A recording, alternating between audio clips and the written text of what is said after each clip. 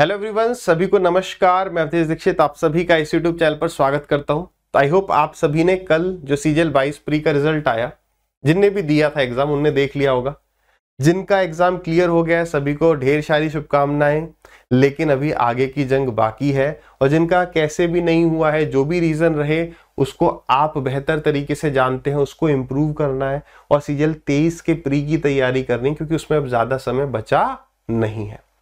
तो जिनका भी क्लियर हुआ है अब कह रहे हैं यार 15-20 दिन ही बचे हैं, 20 भी ढंग से बचे नहीं, 19 दिन के आसपास बचे हुए, 2 मार्च से पेपर है आपका। तो अब हम क्या करें, ठीक है, उस सब बारे में बात करेंगे। आप जिस भी लेवल पर हो, आप इस पूरे सेशन को देखेंगे तो मेरा वादा है कि आप वहां से कहीं बेहतर परफॉर्म कर पाओगे। जो स्टूडेंट पहले से मुझे फॉलो करते हैं उन्हें पता होगा कि हाँ भाई, भैया या सर जो भी आप कहिए कि सही एडवाइस देते हैं, है ना। इधर उधर की जो है फालतू बातों पर हम ज्यादा फोकस नहीं करते हैं।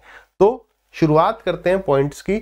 लेकिन एक बात याद रखिए, इस एग्जाम को, मेंस को वही स्टूडेंट क्लियर कर पाएगा जिसने जो पिछले 2 महीने रहे उसको ढंग से यूटिलाइज किया।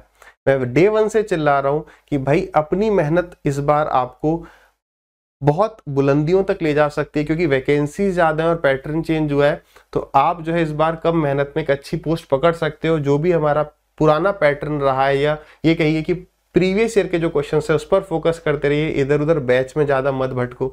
लेकिन फिर भी कहीं भटक गए। फिर उसके बाद क्या हुआ कि टाइम अब कम बचा है मेंस के लिए। तो ये सेशन उनके लिए फ्रूटफुल रहने वाला है जो स्टूडेंट्स, जो 13 दिसंबर के बाद का जो टाइम था, अगर आप सोचो सर केवल 20 दिन में हम क्लियर कर जाए, बहुत बहुत बहुत मुश्किल है। लेकिन हाँ, इन 20 दिन को सही तरीके से कैसे यूटिलाइज करना है उस पर एटलीस्ट हम बात कर सकते हैं, ठीक है। बाकी प्रीवियस एक आधी वीडियो देख लेना। अब हम सीधे पॉइंट टू पॉइंट बात करते हैं। सबसे पहला कि एसएससी ने अभी तक किसी को भी सरप्राइज करने में कमी नहीं छोड़ी है, चाहे वो स्टूडेंट हो चाहे वो एजुकेटर हो। सबसे पहले वैकेंसीज काफी सारी डिक्लेयर हुई। सेकंड, पैटर्न बदला। थर्ड जो है प्री की आंसर की बहुत सही टाइम से आ गई। चौथा, मेंस इतनी जल्दी हो गया। पांचवा, ये कह लो कि एसएससी इतनी फास्ट मतलब काम कर रही है, वो भी एक सरप्राइज से कम नहीं है। और छठा कि कट ऑफ कम गई है। डेफिनेटली वैकेंसी ज्यादा थी, एक्सपेक्टेड था कि कट ऑफ कम जाएगी, बट 130-20 के आसपास बहुत हद तक लग रहा था। और वो भी जो है आपकी जनरल की यूआर कैटेगरी की 114 तक गई है, ठीक है। तो अब आगे सरप्राइज जो हो सकता है वो क्या है, हम सब ने सोच रखा है पेपर का लेवल पता नहीं क्या एकदम जहर आ जाएगा या बहुत मुश्किल आ जाएगा, कैट लेवल आ जाएगा। यार इस बात को सोचिए कि इस बार, ये भी मैं जब से नोटिफिकेशन आया तब से कह रहा हूं कि इस बार जो टेस्ट है वो आपके एक तरीके से स्टेमिना का टेस्ट है कि भाई लगातार आपको बैठना है, इतनी देर 1.25-2 घंटे लगातार बैठना है, पहला पॉइंट।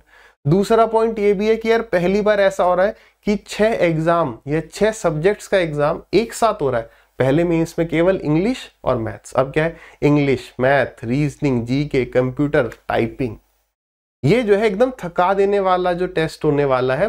तो ये उस चीज का टेस्ट भी है, इस चीज का भी टेस्ट था कि ये टेस्ट है कि आप इन सब के लिए किस तरीके से टाइम टेबल को शेड्यूल करते हैं, किस तरीके से प्लान करते हैं, दिन के जो भी 10-12 घंटे आप पढ़ रहे हो उसको किस तरीके से डिवाइड करते हो।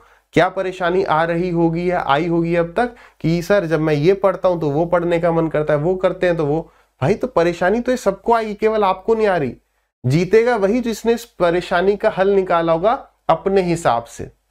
अब निकालने का ज्यादा टाइम नहीं है, लास्ट 2 महीने में जिसने इसको रिदम बना लिया पढ़ने का, जिसने शेड्यूल बना लिया कि किस हिसाब से मैं पढ़ूं, क्योंकि डेली 6 सब्जेक्ट या 6 चीजें की तैयारी करना बहुत मुश्किल रहा होगा, लेकिन वो करना आप ही को था। तो आगे जो सरप्राइज बच रहा है वो बस यही है कि भाई मेंस का लेवल जो है इतना खतरनाक आ रहा है। लेकिन आप देखिएगा और बाद में आके इस वीडियो पे कमेंट करना कि मेंस के लेवल में बहुत ड्रास्टिक चेंज नहीं होगा। जो सवालों का लेवल होने वाला है, मैथ्स में कोई खास चेंज नहीं होना चाहिए। इंग्लिश में जो है कॉम्प्रिहेंशन वो अच्छे देखने को मिलने चाहिए। मैंने बात पिछली वीडियो में भी करी थी, इंग्लिश में टाइम बहुत ज्यादा मिल रहा है। पहले 120 मिनट में 200 सवाल होते थे, अब 1 घंटा है इंग्लिश और जीके के लिए। तो जीके अगर आपने 10 या मैक्सिमम 15 मिनट में भी निपटा दी तो 45 मिनट आपके पास होंगे और 45 मिनट में अब आपको करने होंगे 45 सवाल। तो अब देख लो, पहले डबल था, 120 मिनट में लगभग 200 सवाल थे, अब 45 मिनट में 45 या 50 मिनट में 45, तो कॉम्प्रिहेंशन का लेवल अच्छा देखने को मिल सकता है।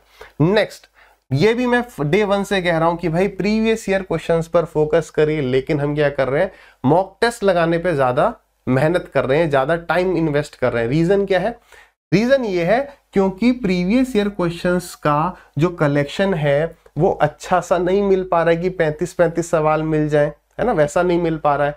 लेकिन जो एक्सपेक्टेड मॉक आप जिस भी वेबसाइट से दे रहे हैं वहां पर जो है आपको ज्यादा मेहनत नहीं करनी पड़ रही, लेकिन मेहनत का फल ही मीठा होता है। मैंने आपको बताया भी था कैसे करना है, तो वो सब बात डिस्कस करके इस सेशन को लंबा नहीं करेंगे। प्रीवियस ईयर पर मेन फोकस करिए। लेकिन क्या इसका ये मतलब है कि एक्सपेक्टेड मॉक बिल्कुल ना लगाओ? एक्सपेक्टेड मॉक लगाने से आप 1 घंटा 35 मिनट लगातार बैठ रहे होंगे, एक ओवरऑल रैंक देख सकते हो, लेकिन रैंक से या मार्क से बिल्कुल भी हताश मत होना, ये भी मैंने पहले समझाया। मॉक टेस्ट आप एक्सपेक्टेड मॉक दो, लेकिन अब रफली हमारे पास जैसे 4 हफ्ते बचे हैं, है ना, तो 4 हफ्ते बचे, तो मेरी राय मान लो, बाद में आप कहोगे कि सर आपने बिल्कुल ठीक राय दी थी, 8 से ज्यादा एक्सपेक्टेड मॉक टेस्ट मत लगाओ, मत लगाओ, मत लगाओ।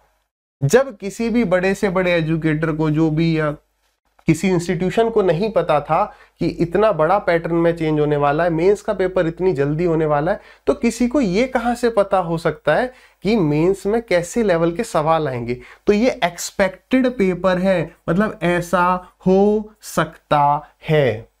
तो पहले हमें वो करना चाहिए ना जो तब से हो रहा था। आप यहां पे भी देखना, यहां पर भी एसएससी सरप्राइज कर देगी उन सभी स्टूडेंट्स को जो सिर्फ एक्सपेक्टेड मॉक लगा रहे थे।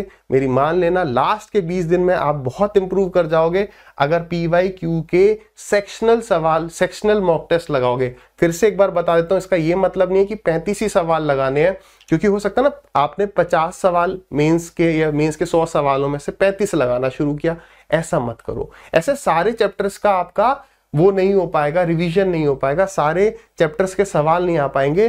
तो आप लगाओ, 100 सवाल है किसी पेपर में तो 100 लगाओ, 50 है तो 50 लगाओ, 25 है तो 25, सीपीओ में 50, मेंस में 100, प्री वगैरह में 25। लेकिन टाइम ऐसा रखो जैसे जितने सवाल हैं लगभग उतने ही मिनट, लगभग, या उससे और कम होगा तो सही है। जैसे अभी आपको मेंस में 35 सवाल मिलने वाले हैं, तो यू शुड टारगेट किए 30 मिनट में हमें करने हैं, उस हिसाब से इतने सवाल कितनी देर में हो सकते हैं। या मेंस के सवाल अच्छे लेवल के थे तो 100 सवाल के लिए 100 मिनट रख ली। इस तरीके से आप प्रीवियस ईयर क्वेश्चन से या प्रीवियस ईयर पेपर से सेक्शनल मॉक लगाइए, ठीक है। और कुछ स्टूडेंट्स को लग रहा है कि यार फलाना मॉक टेस्ट जो है वो काफी टफ है, ये है वो है, तो अगर आप एक बार देखना चाहते हैं अड्डा के जो मॉक टेस्ट हैं वो देखना चाहते हैं, लिंक जो है मैं डिस्क्रिप्शन में डाल दूंगा, ठीक है। यहां पर आप, क्योंकि मैंने कहा 7-8 पेपर ही लगाने, तो आप एक मॉक टेस्ट को ट्राई कर लेना।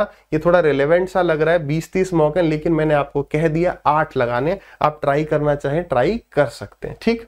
आगे बढ़ते हैं। यार ये वाला पॉइंट ना लिख लेना, ठीक है। लिख क्या लेना, इसको जितना अच्छे से आप समझ जाएं, एक्सेप्ट कर लें, समझते तो हैं लेकिन एक्सेप्ट कर लेंगे ना तो समझ जाओगे कि पेपर बहुत ज्यादा ऊटपटांग नहीं आएगा। अगर आया तो सब तहस नहस हो जाएंगे। जो माइंड मेकअप करके जाएगा कि यार अगर मेरी वोट लग रही है तो सभी की लगेगी, तो उस वक्त आराम से परफॉर्म करना है, सवालों को, टफ वालों को स्किप करते हुए जो हो रहे हैं उनको करते जाना है। आपने देखा होगा, प्री तो अब दे ही दिया जो मेंस देने वाले हैं, कि exam is not the test of your knowledge only, it is also the test of your pressure management, your calmness.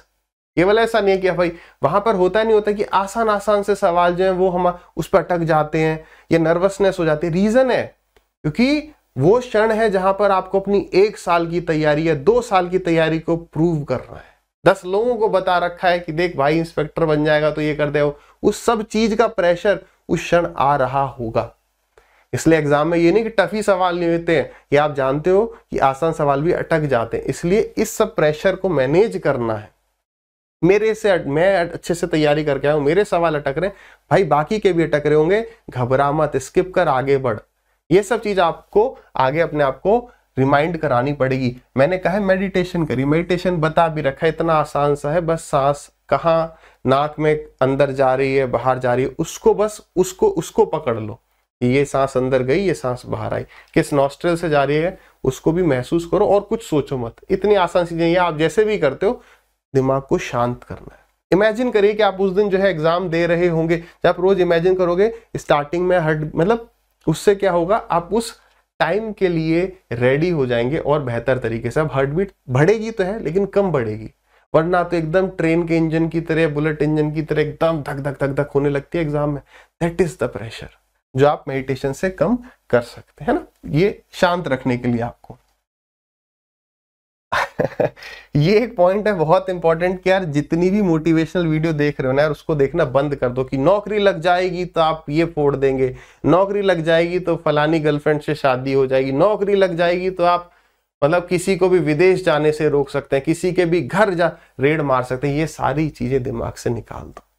Success के लिए मोटिवेशन से कहीं ज्यादा इंपॉर्टेंट होता है फोकस। जब आप मोटिवेटेड होते हो ना तो आप फोकस कम कर पाते हो। आपने देखा हो जब हम बहुत खुश हैं, बहुत दुखी हैं, तो हम उतना अच्छा परफॉर्म नहीं कर पाते, चाहे वो पढ़ाई हो चाहे कहीं भी फोकस करने वाली बात हो। लेकिन किसी भी चीज को अगर हमें अचीव करना है, कुछ भी काम करना है, उसके लिए फोकस इज बहुत इंपॉर्टेंट। वरना होगा क्या, अरे यार मैं यार इंस्पेक्टर मतलब सपने ही सोच रहे हैं दिनों रात कि मैं इंस्पेक्टर बन जाऊंगा या बन जाऊंगी या फलानी पोस्ट पे पहुंच जाऊंगा या पहुंच जाऊंगी, तो मैं ये करूंगा वो करूंगा, वो सपने सोच रहे हैं।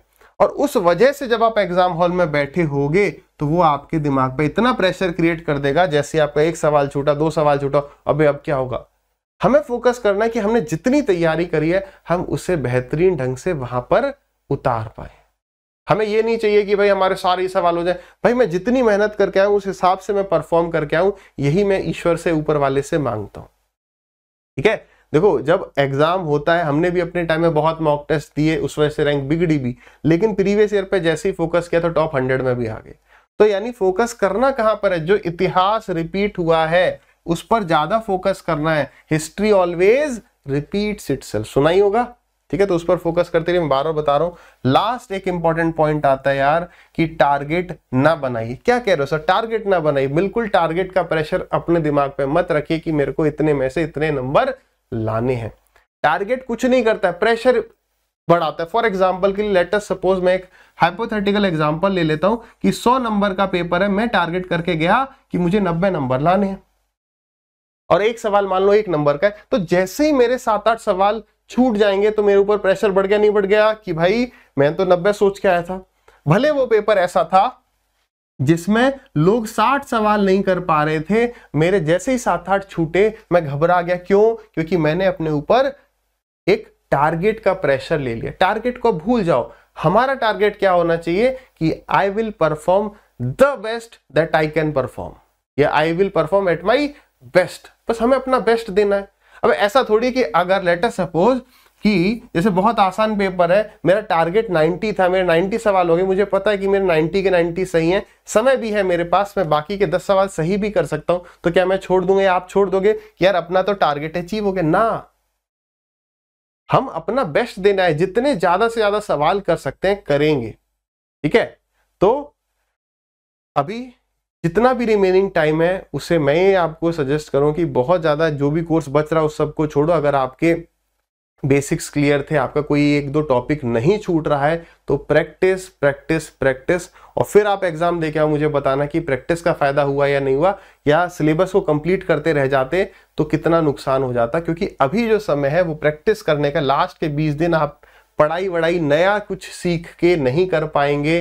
प्रैक्टिस करिए प्री वाईक्यू सेक्शनल से। अगर आपको मॉक टेस्ट लगाने भी हैं तो मैक्सिमम मैंने कह दिया 8 बहुत ज्यादा है। वो मॉक टेस्ट वो 8 मॉक टेस्ट जो हम लगा रहे हैं, एक्सपेक्टेड मॉक टेस्ट लगा रहे हैं, वो हम अपनी तैयारी देखने के लिए नहीं लगा रहे हैं। वो बस यही है, चलो ठीक है कितनी रैंक बन रही है, एक्सपेक्टेड आइडिया देख लिया, बस उससे न खुश होंगे न दुखी होंगे। हम इसको करते जाना है